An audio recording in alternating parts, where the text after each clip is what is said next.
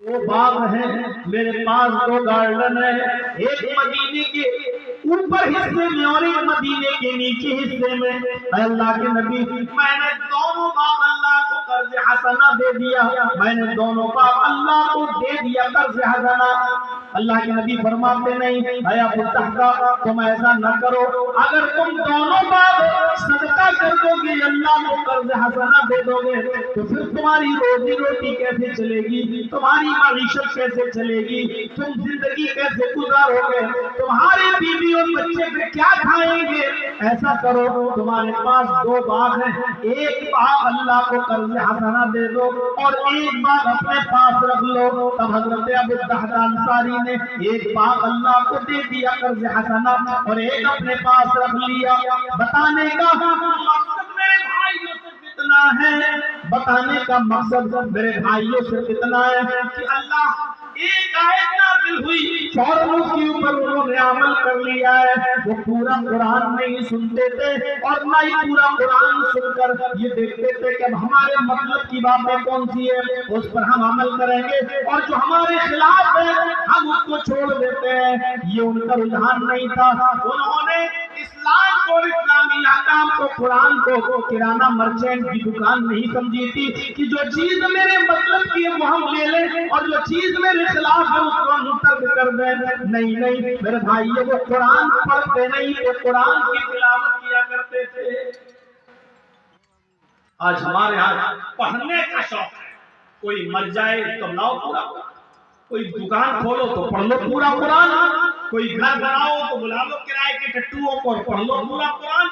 آج ہمارے ہاں قرآن پڑھنے کا رواج ہے، تلاوت کا رواج نہیں ہے۔ ہمیں قرآن کے پیچھے پیچھے چلنا ہے، تلاوت کرنا ہے قرآن کی۔ اس عظیم اور مقدس کتاب کو ہم سمجھ نہیں پا رہے۔ آپ دیکھ لیجئے، باقاعدہ لوگ تیار کیے جا رہے ہیں، ہم سازشوں کو سمجھ بھی نہیں پاتے۔ باقاعدہ ایسی فیکٹری تیار ہے کہ ایسے لوگ تیار کیے جا رہے ہیں ہمارے لوگوں میں، جو یہ کہتے ہیں کہ قرآن کی آیتوں کو بدلا جائے، قرآن سے اتنی آیتوں کو نکالا جائے، ہم ان کے نام بھی لینا گوارا نہیں کرتے ہیں اور مصلحتاً بھی ہم نہیں لیتے ہیں۔ باقاعدہ ایسے لوگ ہمارے اندر سے تیار ہو رہے ہیں، اور کہنے والے تو یہاں تک بھی کہہ دیتے ہیں تو کیا ہوا، قرآن کریم میں وہی 1400 سال پرانی گھسی اور پھٹی باتیں ہیں، تو کیا موجودہ حالات کے تحت بدلنا نہیں چاہیے؟ یہی تو خصوصیت ہے قرآن کی، یہی تو خصوصیت ہے اسلام کی کہ جس طریقے سے اللہ نے قرآن کو نازل کیا، یہ ہو بہو اسی طریقے سے آج بھی موجود ہے۔ آج بھی موجود ہے۔ آپ گیتا پریس گورکھپور میں جو گیتا چھپی ہے اس کو آپ دیکھ لیجئے، اور بمبئی میں کلیان پریس سے جو گیتا چھپی ہوئی ہے آپ اس کو دیکھ لیجئے۔ ایک ہی کنٹری کے اندر دو گیتا چھپی ہے۔ گیتا پریس گورکھپور کے گیتا کے اندر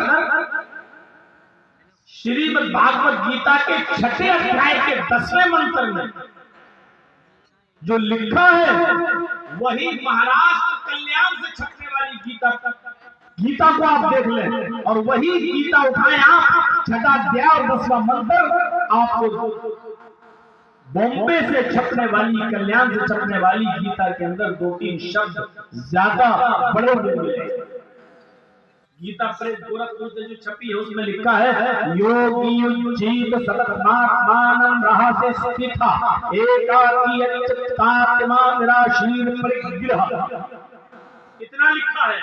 اور کلیان میں چلے جائیے جو چھپی ہوئی ہے گیتا، اس میں لکھا یوگی جیت ستت ماتمانم رہاسے ستھا ایکاکی اچتاتما نراشیر پرگرہ پنچم سمیا کرتبیہ اہم سوئم کرتبیہ۔ اس میں یہ لکھا ہے ایک ہی کنٹری کے الگ الگ اسٹیٹ سے چھپنے والی گیتا بدل گئی۔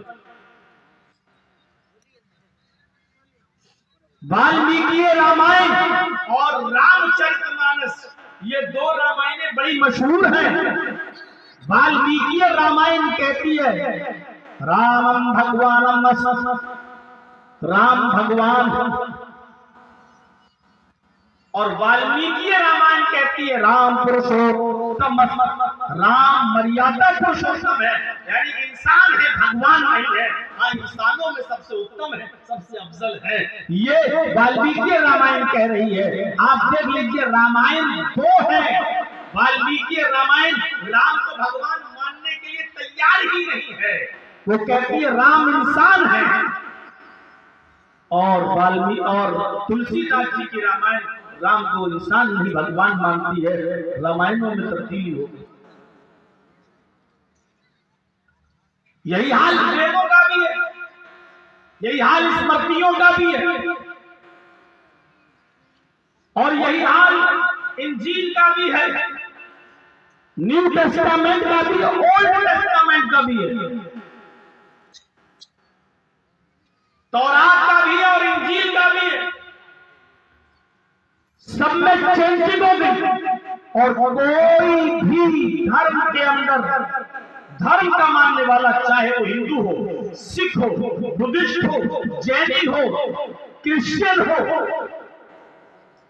मूसा का मानने वाला या उज़ैर का मानने वाला, यहूदी हो, मुसलमानों को छोड़कर, इस्लाम को छोड़कर किसी भी धर्म के मानने वाले को आप बुलाकर कहें कि वो इस बात की हल्फ ले, कसम खाकर बयान करे कि वो जिस धार्मिक ग्रंथ को अपना धार्मिक ग्रंथ मानता है, जिस तरीके से था आया उसी तरीके से मौजूद है, आज कोई भी कसम खाने के लिए तैयार नहीं है। सब मानते हैं चेंजिंग हुई है, सब मानते हैं तहरीक हुई है, सब मानते हैं कि तब्दीली हुई है।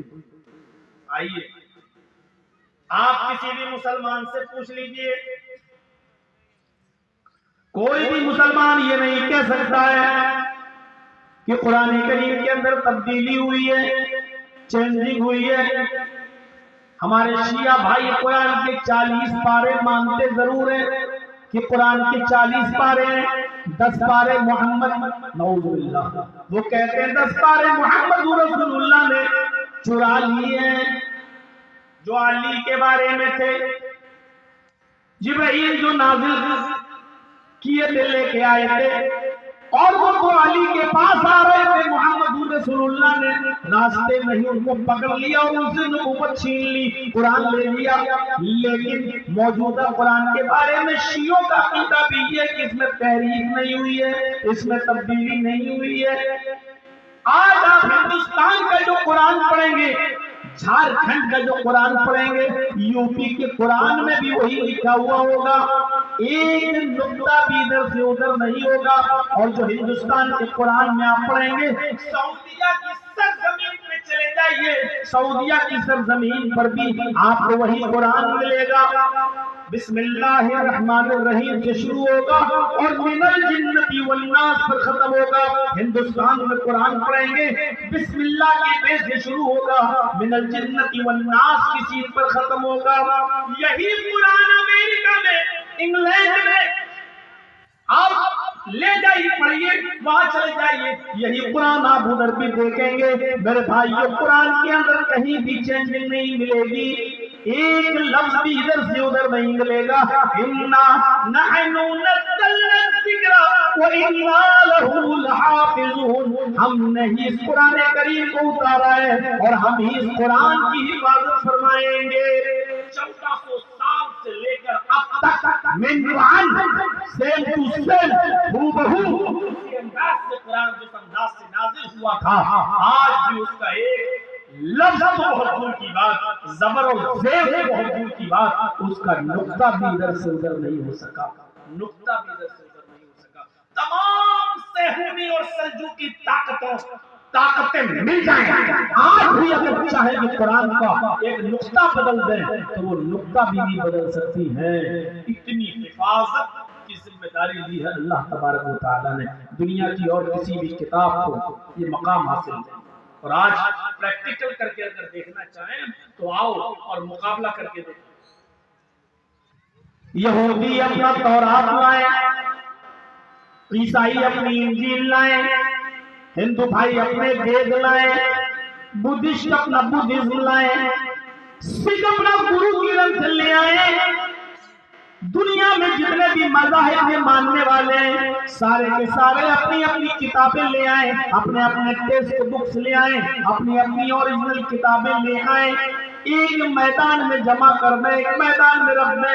मुसलमान भी कुरान ले आए और एक मैदान में रख दे। सारी किताबों में तेल लगाकर अगर आग लगा दी जाए, सारी किताबों को जला दिया जाए, तौरात भी, ज़बूर भी, इंजील भी, वेद भी, सिखिज्म, गुरु ग्रंथ भी, बुद्धिज्म भी, सारी की सारी किताब, कुरान भी, सारी की सारी किताबें जला दी जाए, उसके बाद कहा जाए लोगों अपनी अपनी किताबें जिंदा करो, अपनी अपनी किताबें छापो, अपनी अपनी किताबें लेके आओ।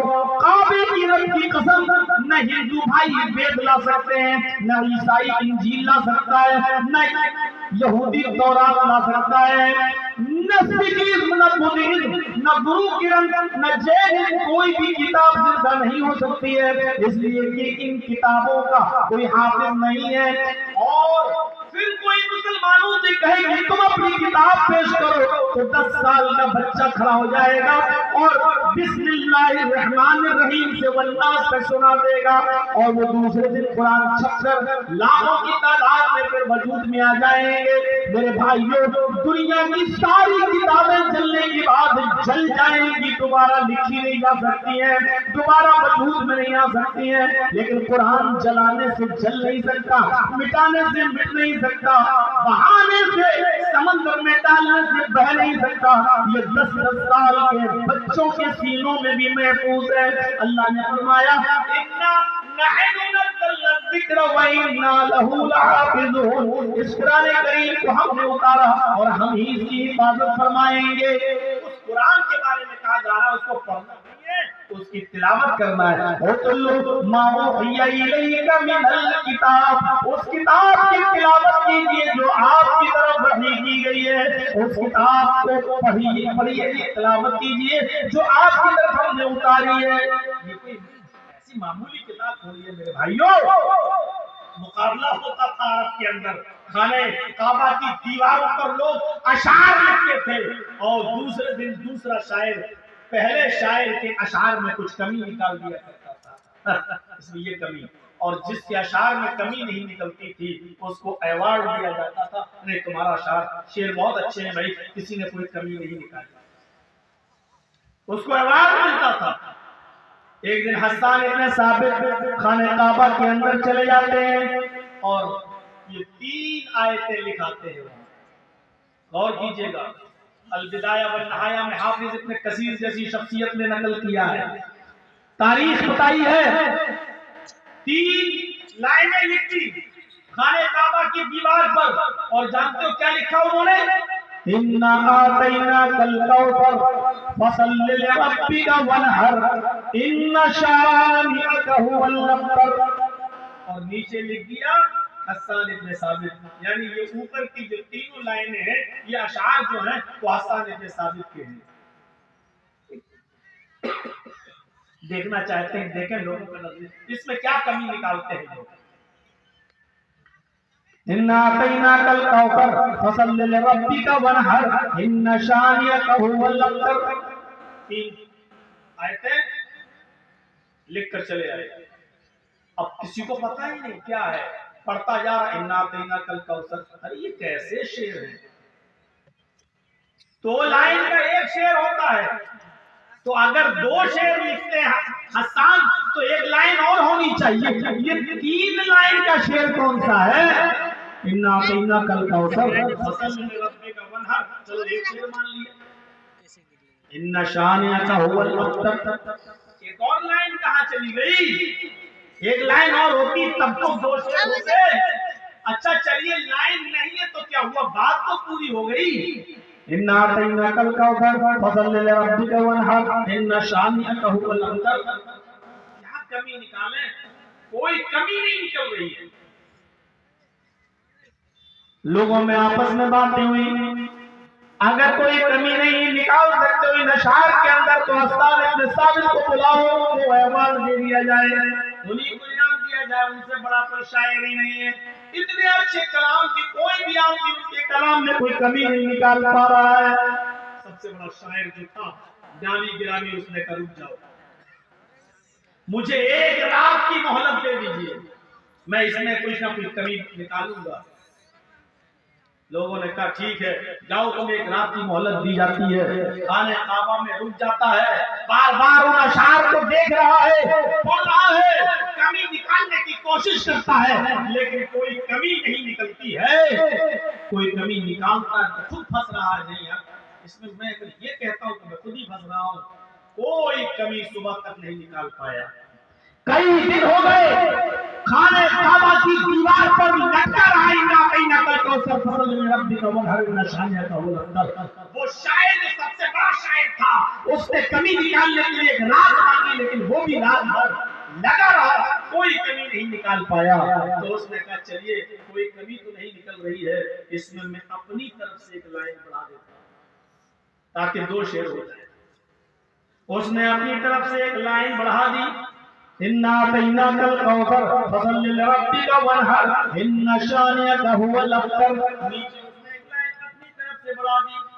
صبح ہو کے جب لوگ آئے کہا کہ بھائی کچھ کمی نکلی, کہ ہاں نکل آئی, جاؤ اور دیکھ لو.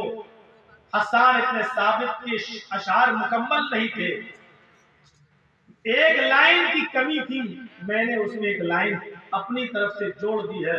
اب وہ مکمل 2 شعر ہو گئے ہیں, 2 اشعار ہو گئے ہیں, آپ جا کر دیکھ لیجیے.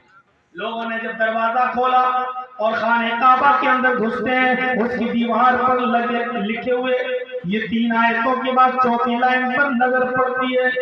اس 4تھی لائن پر اس بڑے شاعر نے اپنی بے بسی اور کمزوری کا اظہار کیا تھا. اس نے اپنی لاچاری اور بے بسی کا اظہار کیا تھا 4تھی لائن میں. اوپر والی 3 لائنیں اِنَّا أَعْطَيْنَاكَ الْكَوْثَرَ فَصَلِّ لِرَبِّكَ وَانْحَرْ إِنَّ شَانِئَكَ هُوَ الْأَبْتَرُ. اس نے 4تھی لائن لکھ دی, مَا هَذَا كَلَامُ الْبَشَرِ. یہ اوپر والی 3 لائنیں کسی انسان کا کلام ہو ہی نہیں سکتی ہیں. کسی انسان نے یہ اوپر والی لائن لکھ ہی نہیں سکتا ہے. حسان ابن ثابت جھوٹ بول رہے ہیں, یہ حسان ابن ثابت کے اشعار نہیں ہے, کیونکہ یہ 3 لائنیں کسی انسان کا کلام ہو ہی نہیں سکتی ہے. عرب کے شاعر اور کافر شاعر قرآن کی عظمت, قرآن کی بلندی, قرآن کے معیار کو سمجھتے تھے. آج کا مسلمان قرآن کے معیار کو بس اتنا ہی سمجھا ہے, گھر بن جائے تو بنا لو, پورا لوگوں کو بلا کے پڑھوا لو, کوئی مر جائے تو پڑھوا لو. ہم نے قرآن کا بس معیار اتنا ہی سمجھا ہے, بس دکان کوئی نئی لی جائے یا بنائی جائے تو اس میں قرآن پڑھوا لو, یا پھر مسجد میں چل کے قسم کھانے کے لیے قرآن پڑھوا لو. چل تو جھوٹا کہ میں جھوٹا, تو سچا کہ میں سچا, چل مسجد میں چل تو قرآن اٹھا کے قسم کھا لے, یا میں قرآن اٹھا کے قسم کھا لوں. آج قرآن صرف اس معنی میں رہ گیا. عرب کے کافر تک قرآن کی عظمت کو پہچانتے تھے, وہ اوپر کی 3 لائنیں پڑھنے کے بعد نیچے لکھ دیتے تھے, ما ھذا کلام البشر. اوپر کی 3 لائنیں کسی انسان کا کلام نہیں. وید بدل گئے, تورات بدل گئی, زبور بدل گئی, اعتراف خود کرتے. ڈاکٹر وید پرکاش اپادھیائے نے باقاعدہ اعتراف کیا ہے کہ ہم ان ویدوں کی گارنٹی نہیں دے سکتے ہیں کہ ان ویدوں میں یہ چینجنگ کب سے ہوئی ہے, لیکن ویدوں میں اتنی چینجنگ ہو چکی ہے, اتنی چینجنگ ہو چکی ہے کہ ہم اوریجنل ویدوں کے منتر پر بھی بھروسہ نہیں کر سکتے ہیں کہ یہ ایشوانی ہے, یہ اللہ کا کلام ہے, اللہ کی طرف سے نازل کیا ہوا کلام ہے. ہم اس کی گارنٹی نہیں دے سکتے ہیں. ڈاکٹر وید پرکاش اپادھیائے باقاعدہ اس بات کو لکھ رہے ہیں, کہہ رہے ہیں کہ جو اوریجنل منتر ہیں ہم ان کی بھی گارنٹی نہیں دے سکتے. اتنا اصلی میں ڈالٹا دے چکا ہے, لیکن ہم گارنٹی دے سکتے ہیں کہ قرآن کریم جیسے نازل ہوا تھا ہو بہو اسی شکل میں آج تک موجود ہے, اور انشاءاللہ قیامت کی صبح تک اپنی اصلی شکل میں موجود رہے گا. یہ رضوی جیسے لوگ ابھی اور پیدا ہوں گے, آئیں گے, بہکائیں گے, اس طریقے کے الٹے سیدھے جملے بولیں گے, اور پاپا کی پریاں اس پر ڈیبیٹ کرائیں گی، لیکن ہوگا کچھ نہیں، اس لیے کہ قرآن اپنی اصلی شکل میں پہلے بھی موجود تھا، آج بھی موجود ہے، اور کل قیامت کی صبح حسان ابن ثابت کو کہا گیا ہے، حسان تم جھوٹ بول رہے ہو، یہ جتنی اوپر والی تینوں آیتیں، یہ تینوں لائنیں تمہارا کلام ہے ہی نہیں، ما ھذا کلام البشر، یہ انسان کا کلام ہو ہی نہیں سکتا۔ اب حسان ابن ثابت مسکراتے ہوئے نکلتے ہیں اور کہتے ہیں تم نے بالکل سچ فرمایا ہے، واقعی انسان کا کلام نہیں ہے، تنزیل من رب العالمین، یہ اللہ تبارک و تعالیٰ کی طرف سے نازل کیا ہوا کلام ہے، یہ اللہ تبارک و تعالیٰ کی طرف سے اتارا ہوا کلام ہے، یہ اللہ کی طرف سے نازل کردہ کتاب ہے، یہ اسی کا کلام ہے، یہ ہمارا کلام ہے۔ اقرار۔ تو میرے بھائیوں، پہلی چیز تو یہ ہو گئی اتل ما اوحی الیک من الکتاب، اے نبی اس کتاب کی تلاوت کیجئے جو آپ کی طرف وحی کی گئی، جو آپ کی طرف نازل کی گئی ہے۔ تلاوت کا مطلب میں نے بتا دیا، پیچھے پیچھے چلنا ہے، اس پر عمل کرنا ہے۔ پڑھنے کا مطلب نہیں بیٹھ جاؤ الف لام میم یہ تراویح ابھی رمضان کا مہینہ آ رہا ہے اور اللہ اکبر غیر المغضوب علیہم ولا الضالین تو گاڑی صحیح چلے گی، اس کے بعد پھر دیکھیے گا الف لام میم ذالک الکتاب لا ریب فیہ ھدی للمتقین الذی آخری جملہ یعلمون تعلمون، یہی آپ کو سنائی دے گا۔ اور جن مسجدوں میں ایک ہی دن میں پورا قرآن پڑھنا ہے، وہاں تو راجدھانی ایکسپریس بھی فیل ہو جائے گی، کچھ پتہ نہیں چلے گا، کچھ نہیں، اور تھا چلتا رہے گا، تو یعلمون تعلمون بھی صحیح سے پتہ نہیں چلے گا کہ آپ کے ساتھ کیا پڑھ رہے ہیں، کیونکہ ان کو آج رات میں پورا قرآن پڑھنا ہے۔ ایسے نہیں ہوتا، تلاوت کا مطلب پیچھے پیچھے چلتا، تو اتلو ما اوحی الیک من الکتاب، تلاوت کیجئے، پیچھے پیچھے چلیے اس کتاب کی جو آپ کی طرف وحی کی گئی، اتاری گئی۔ اور دوسری چیز پر غور کیجئے گا وَأَقِمِ الصَّلَاةَ، اور نماز قائم کیجئے۔ یہاں پر بھی اللہ نے یہ نہیں کہا کہ نماز پڑھیے، اللہ نے یہاں نماز پڑھنے کے لیے نہیں کہا، بلکہ کیا کہا؟ نماز قائم کیجئے۔ نماز کا پڑھنا الگ چیز ہے اور نماز کا قائم کرنا الگ چیز ہے۔ جیسے قرآن کا پڑھنا الگ چیز ہے اور قرآن کی تلاوت الگ چیز ہے، اسی طریقے سے نماز کا پڑھنا الگ چیز ہے اور نماز کا قائم کرنا، قیام صلاۃ الگ چیز ہے۔ نماز پڑھنا کیا ہوا؟ صبح سے شام تک ہم کھیت جوتتے رہے اور شام کو گھر آئے تو اب وضو بنایا، کھانا نہ کھا کے اب صبح کی فجر بھی پڑھ رہے ہیں، ظہر بھی پڑھ رہے ہیں، عصر بھی پڑھ رہے ہیں، مغرب بھی پڑھ رہے ہیں اور عشاء بھی پڑھ رہے ہیں۔ کیا ہوا؟ ارے صاحب کھیت میں ٹائم نہیں ملا، اس لیے گھر آ کے ہم نماز کرتے ہیں۔ صاحب ایک آدمی آفس میں کام کر رہا ہے، سرکاری ڈپارٹمنٹ میں، وہاں آرڈر نہیں ہے اس کو نماز پڑھنے کا، صاحب نہیں، آپ کو کام کرنا ہے، آپ کو نماز نہیں پڑھنا، آفس میں آپ کو پرمیشن نہیں ہے۔ میرے بھائیوں، اب وہ بیچارہ گھر پہ آتا ہے تو گھر پہ شام کو آنے کے بعد وضو بناتا ہے، اب وہ آفس میں چھوٹی ہوئی ظہر بھی پڑھتا ہے، عصر بھی پڑھتا ہے، مغرب بھی پڑھتا ہے اور عشاء بھی پڑھتا ہے۔ یاد رکھیے گا، ہر وہ بزنس، ہر وہ سروس، چاہے وہ گورنمنٹ جاب ہو، چاہے وہ بینک کی نوکری ہو، اگر وہاں آپ کے اوپر نماز پڑھنے پر پابندی ہے اور آپ کو نماز نہیں پڑھنے دیا جاتا ہے اور آپ اس نوکری یا اس سروس یا اس بزنس کو بچانے کے لیے آپ نماز چھوڑ دیتے ہیں، ایسی سروس حرام، ایسا بزنس حرام، ایسی نوکری حرام۔ آپ آفس چھوڑ دیں لیکن نماز نہیں چھوڑیں، سروس کو ٹھکرایا جا سکتا ہے لیکن نماز کو نہیں۔ یاد رکھیے گا، ایسی نوکری جہاں آپ کے اوپر نماز پر پابندی ہو، ایسی سروس آپ کے لیے حرام ہے جہاں آپ کو نماز کی اجازت ملتی ہو، کیونکہ آپ کو کوئی زبردستی سروس پر نہیں رکھے ہوئے ہے، بندوق کی گولی اور سر پہ رکھ کر نہیں کہتا کہ آپ کو نوکری کرنا ہی ہے، آپ کو ایسی نوکری چھوڑنا پڑے گی۔ مزید شیخ عثیمین اور عبداللہ ابن باز کے فتاوی آپ اٹھا کر دیکھ لیجئے، ایسی سروس، ایسی نوکری کو حرام قرار دیا ہے جہاں آپ کو نماز پڑھنے کی آزادی نہیں دی جاتی اور وقت پر نماز پڑھنے نہیں دیا جاتا ہے۔ ایسی سروس کو، ایسی نوکری کو، ایسے بزنس کو حرام۔ सोच लीजिए ये कौन सा नमाज पढ़ना हुआ। शाम को आए 5 बजे छुट्टी हुई, घर आते आते मगरिब भी निकल गई। अब आए भूखे थे, खाना खाया, ईशा की अजान होने लगी। अब आप मस्जिद में गए और आपने ईशा की नमाज तो जमात के साथ पढ़ ली, लेकिन अब आप ज़ोहर भी पढ़ रहे हैं, असर भी पढ़ रहे हैं, मगरिब भी। लोगों ने पूछा क्यों भाई, क्या? अरे कभी कभी छूट गई अलग बात है, लेकिन आप रोज का मामूल आप बना रहे हैं। सब ऑफिस में हमें हमारा बॉस नमाज नहीं पढ़ने देता है, इसलिए हम छूटी हुई नमाजें बाद में पढ़ते हैं। रोजाना का मामूल नहीं बनाया जा सकता है। ये है नमाज का पढ़ना जिसके लिए कतई हुई है। वो आके में सलाह, नमाज कायम कीजिए। और नमाज का कायम करना क्या है? इन्नस्सलात कानत अलल मुमिनीन किताबन मौकूता।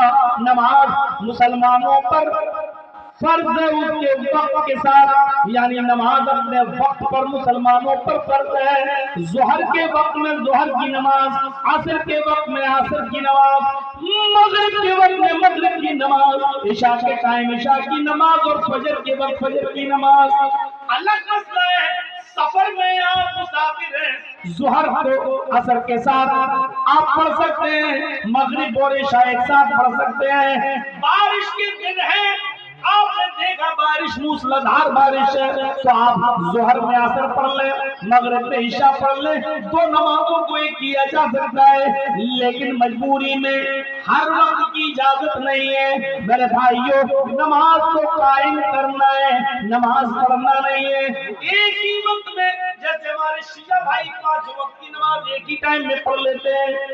सुबह उठे पढ़ लिया 5 टाइम की नमाज, सुन्नत तो उनके यहाँ है ही नहीं, फर्ज नमाज है और सब में वो 2 रकात पढ़ते हैं। अब वो उठे और 5 वक्त की नमाज उन्होंने पढ़ ली, और वो हाथ की जमीन पर पढ़ते भी नहीं है, उनको तो एक गिट्टी चाहिए है, छोटी सी इतनी बड़ी टिक्की नुमा होती है, और वो करबला की मिट्टी से बनी हुई होती है, उसको वो जमीन पर रखते हैं और उसके ऊपर सजदा करते हैं। वो आपकी जमीन पर सजदा भी करने को जायज नहीं मानते हैं, बल्कि उसी को सिदका बोलते हैं, और वही करबला की मिट्टी का बना हुआ होता है, उसको जमीन पर रखकर उस पर सजदा करते हैं। तो वो एक ही साथ 5 वक्त की नमाज पढ़ लेते हैं। तो पढ़ना नहीं है नमाज को, नमाज को कायम करना है, उसके वक्त पर पढ़ना है। जोहर के वक्त जोहर, फजर के वक्त फजर, असर के वक्त असर, मगरिब के वक्त मगरिब, इशा के वक्त इशा, और अव्वल वक्त पे पढ़ना अफजल है। अल्लाह के नबी सल्लल्लाहु अलैहि वसल्लम से सवाल किया गया, अल्लाह के नबी सबसे अफजल और अच्छा अमल क्या है? तो आपने फरमाया सलातुल वक्तिहा, नमाज को उसके वक्त पर पढ़ना सबसे अच्छा और सबसे अफजल अमल। आपको मुस्नद अहमद के सफ़ात पर लेकर आपको एक नजारा दिखाना चाहता हूँ। हजरत अनस रज़ियल्लाहु तआला अन्हु का बहुत लंबी उम्र पाई थी हजरत अनस रज़ियल्लाहु तआला अन्हु ने। इन्होंने नबी अकरम का जमाना देखा, अबू बकर सिद्दीक का जमाना देखा, हजरत उमर का जमाना देखा, हजरत उस्मान का जमाना देखा, हजरत अली का जमाना देखा, और किस्मत तो ये देखिए कि जब उमर इब्न अब्दुल अजीज खलीफा मुंतखब किए गए, हजरत उमर इब्न अब्दुल अजीज जब खलीफा बनाए गए, तो इन्होंने हजरत उमर इब्न अब्दुल अजीज का भी जमाना देखा। अब आपको जो चीज दिखाना चाहता हूं वो देखिए, उमर इब्न अब्दुल अजीज नमाज कभी जल्दी पढ़ लिया करते थे और कभी देर से। हजरत अनस रज़ियल्लाहु तआला अन्हु का हाल ये था कि वो कभी कभी उनके पीछे नमाज पढ़ा करते थे, और जब उमर इब्न अब्दुल अजीज को मस्जिद में आने में देर हो जाती थी, तो ये मस्जिद में अपनी नमाज पढ़ के निकल जाया करते थे। अपनी नमाज मस्जिद में पढ़कर निकल जाया करते थे। लोगों ने शिकायत कर दी खलीफा से, उमर इब्न अब्दुल अजीज से, और उमर इब्न अब्दुल अजीज से कहा कि आपको कुछ पता है? तो क्या? अनस को देखो, अनस कभी तो आपके पीछे नमाज पढ़ लेते हैं, और कभी आपसे पहले मस्जिद में अकेले नमाज पढ़कर निकल जाते हैं और आपके पीछे नमाज नहीं पढ़ते हैं। फितना हो जाएगा, फसाद हो जाएगा, आप रोकिए। حضرت انس کو بلایا گیا، خلیفہ نے عمر ابن عبدالعزیز نے ان کو اپنے دربار میں بلایا اور ان سے پوچھا، اے انس میں نے تمہارے بارے میں ایسا ایسا سنا ہے، کبھی تم میرے پیچھے نماز پڑھ لیتے ہو اور کبھی تم مجھ سے پہلے بھی نماز پڑھ کے نکل جاتے ہو۔ حضرت انس نے کہا بالکل ٹھیک سنا ہے آپ نے، میں اس کا انکار نہیں کر رہا ہوں، آپ نے جو کچھ بھی سنا بالکل ٹھیک سنا ہے، کبھی میں جلدی نماز پڑھ کے نکل جاتا ہوں اور کبھی آپ کے پیچھے نماز پڑھتا ہوں۔ فرمایا ایسا کیوں کرتے ہو؟